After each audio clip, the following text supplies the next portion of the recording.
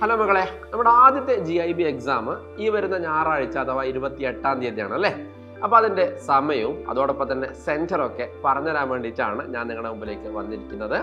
അപ്പോൾ 2 എക്സാമും അഥവാ ജെയും അതോടൊപ്പം തന്നെ നീറ്റും രണ്ടും ഉച്ചയ്ക്ക് ശേഷമാണ്. അപ്പോൾ ജെ ആണെങ്കിൽ നമ്മുടെ ഒറിജിനൽ ജെ പോലെ 3 മണിക്കൂറായിരിക്കും പരീക്ഷ ഉണ്ടാവുക, 2 മണി മുതൽ 5 മണി വരെ അല്ലേ.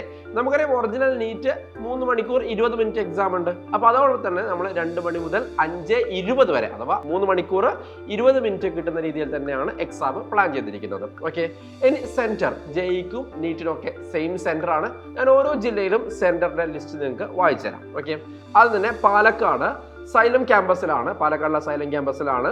അതോടൊപ്പം തന്നെ എറണാകുളത്താണെങ്കിൽ മാതാനഗർ പബ്ലിക് സ്കൂൾ കടവന്ത്ര, കൊല്ലത്താണെങ്കിൽ ഫാത്തിമ മാത നാഷണൽ കോളേജ് കൊല്ലം, ആലപ്പുഴയിൽ SDV boys higher secondary school, പിന്നെ തൃശ്ശൂർ സാക്രഡ് ഹേർട്ട് CGHSS, പിന്നീട് കോട്ടയത്ത് Girideepam Bethany central school, Kasaragod Iqbal higher secondary school Kanhangad, ഇടുക്കിയിൽ saint George higher secondary school Kattappana, മലപ്പുറത്ത് presentation higher secondary school Perinthalmanna Malappuram, Kozhikode GGVHSS Nadakkavu, Kannur 2 സ്ഥലങ്ങളിലായിട്ടാണ് എക്സാം നടക്കുന്നത്.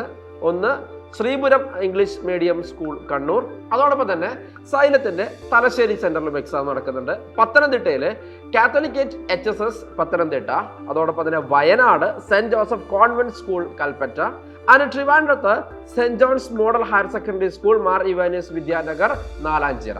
അപ്പോൾ ഇത്തരം സ്ഥലങ്ങളിലാണ് നമ്മുടെ എക്സാം നടക്കുന്നത്.